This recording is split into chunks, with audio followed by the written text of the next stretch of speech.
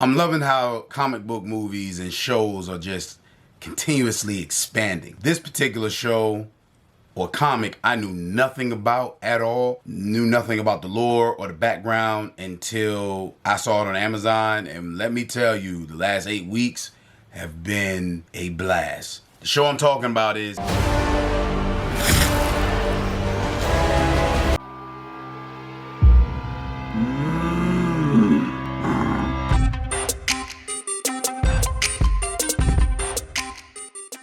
I just finished episode 8 of Invincible, and when I tell you that was one of the illest superhero fights I've seen in a very long time, I truly mean it. That ending was brutal. It hit emotional beats. I mean, when I tell you that literally there were a few times where I felt myself like, no man, I'm talking about wanting to tear up because of the pain you can see in a character's face, the no remorse you see in another character's face.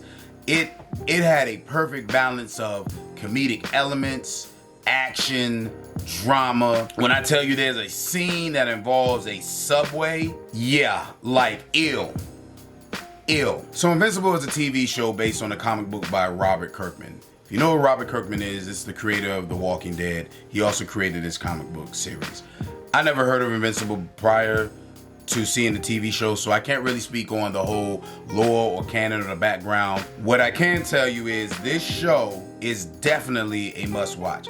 I would even suggest this for people who aren't really into animation, or if you're not even really into cartoons and things like that, just for the dramatic element, the storyline of this show, I highly suggest you take a look at it.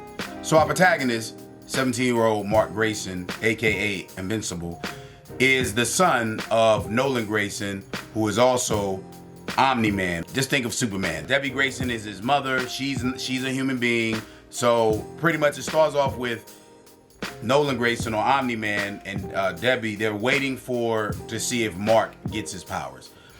Eventually he does, he gains his powers, and then from there it goes into him becoming invincible, becoming a superhero. And then at the same time, battling and struggling with teenage things, liking a girl, still keeping up your relationship with your best friend. It deals with so many different elements on that level. It shows elements when it comes down to within the household. You kind of get the sense of, a mother that kind of wants their son to be, a kid. And then a father that's kind of like, no, this is his legacy and so forth. So you have that, but then you have the elements of a son that wants to impress his father. There's so many different dynamics in this. It's not just your typical run-of-the-mill superhero origin story. When I tell you that this show is bloody, it is bloody.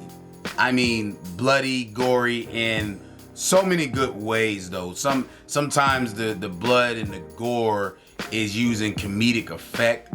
Sometimes it's to when you're caught off guard at that, like I said at the very beginning, it's to let you know that there are serious stakes here when dealing with this show. When you die, you die. Well, excluding pretty much probably one character, but again, I'll leave that for you to see. But this show is brutal and does not apologize for being brutal. It is a breath of fresh air for any adult who likes superhero movies or TV shows, and you kind of get tired of the rainbows and, there's superheroes, but we can't take it there. I would say this show is what we wish we saw with Wolverine for so many years, when he has these claws and you're seeing him slicing through people and there's not a drop of blood and so forth, and it's like, man, come on. It's like, I'm an adult. I know what those claws would do to a real human being if it was in real life.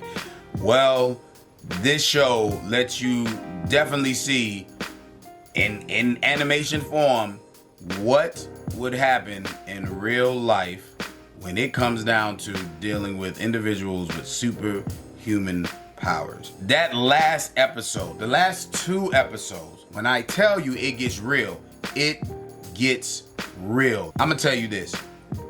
I'm gonna look at the 8 episodes again. So there's 8 episodes. I had to wait every week, and I was waiting in anticipation for these shows to come out. You're able to binge it now. You can go straight through. You can take roughly 8 hours and you know, a work day and go through. And I feel like you would not be disappointed. You know, the acting or the voice acting in it, I feel is really good. Mark Grayson is voiced by Steven Yeun. If you don't know who Steven Yeun is, that's pretty much Glenn from The Walking Dead. Sandra Oh was Debbie Grayson, J.K. Simmons. You have Zazie Beetz. There's some voices you're gonna recognize, like, because my kids, they like Teen Titans Go, and I look at Walking Dead. Ezekiel, what's his name? Carrie Payton. You know, I know him always. My first introduction to him was Cyborg on Teen Titans Go or Teen Titans. So once I heard his voice, I already knew. I was like, boom, that's Carrie Payton right there. There are certain voices you're gonna recognize. There's certain people you like. Seth Rogen. I think if I recall, Seth Rogen executive produced this. So as soon as his character came in, I was like, oh, that's Seth Rogen. Then there are other voices where you're not gonna be. You'll probably be surprised when you see who is voicing the characters. So the one thing I really dig about this show is it's showing you that superheroes can die. Even very powerful ones can die. I will say this, I feel like Omni-Man is a little bit too God tier, but the flip side to it, you know he can die and you know he can be hurt without some special kryptonite or green. Like, he can be hurt, it takes a little bit extra to be able to do it. So I do like that aspect of it.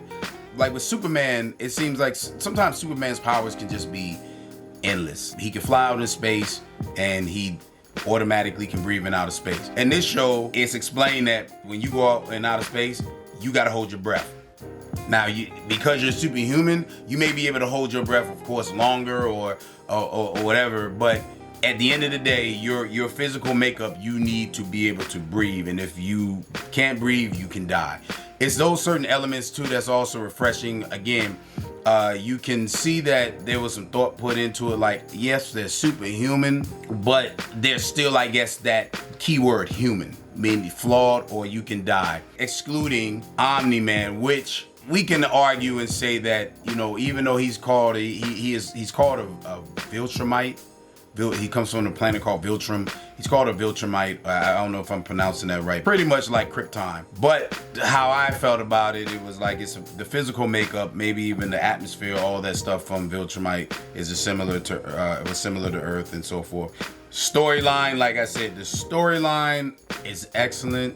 I like how they ended this show. I can't wait to see what they're gonna do with it coming up. I like how the protagonist, they kept it real with when it came down to him as a superhero, a kid superhero. Yes, he's strong.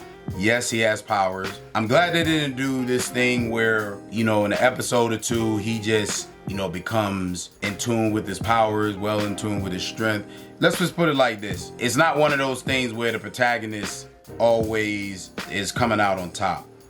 You see Mark or Invincible, you see him struggle sometimes with a variety of different individuals. Some are close to God tier level superhuman, and then some are lower level that you would think that he would be able to handle them, and they still kind of, it's a struggle. I like that they're showing that there has to be a progression to get to the level that he needs to reach.